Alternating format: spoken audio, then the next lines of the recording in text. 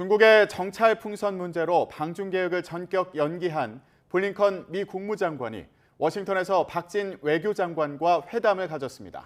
블링컨 장관은 중국 왕이 주인과 전화 통화에서 무책임한 행동을 항의했다 밝혔고, 박 장관도 중국의 성실한 설명이 있어야 할 거라고 말했습니다.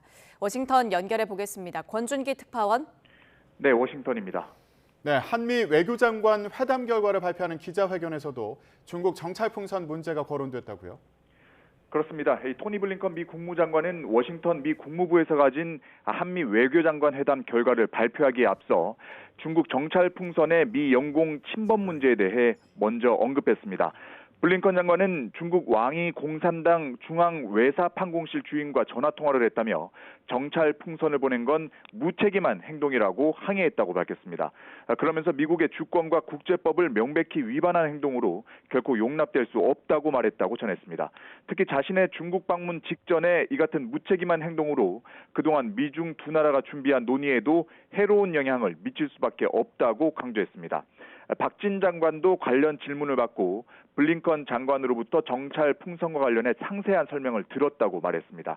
그러면서 미중 관계가 중요한 만큼 중국이 신속하고 성실하게 설명하고 블링컨 장관이 적절한 시점에 중국을 방문해 소통하길 바란다고 덧붙였습니다. 앞서 미 국방부는 미국 영공에 중국 정찰 풍선이 침범한 사실을 확인했고, 내일부터 중국 방문을 앞두고 있던 블링컨 국무장관은 방중 계획을 전격 연기했습니다. 네, 한미 외교장관 회담 결과도 살펴보겠습니다. 한미 모두 북한 비핵화를 강조했군요.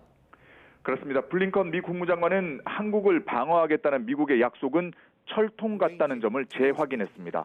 한반도 비핵화가 최종 목표라며 미국의 해구산을 포함한 확장 억제 공약은 매우 진지하고 심각하다고 강조했습니다. 그러면서 핵과 재래식 무기를 모두 동원해 확장 억제 공약을 지킬 거라고 말했습니다.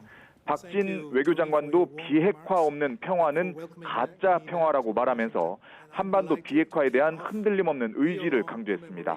그러면서 미국의 확장 억제 실효성을 제고하기 위해 논의를 지속하겠다고 말했습니다. 특히 북한의 불법적인 자금 흐름을 차단하기 위한 노력을 강화하겠다며 암호화폐 해킹 등 사이버 활동에 대응하겠다고 밝혔습니다.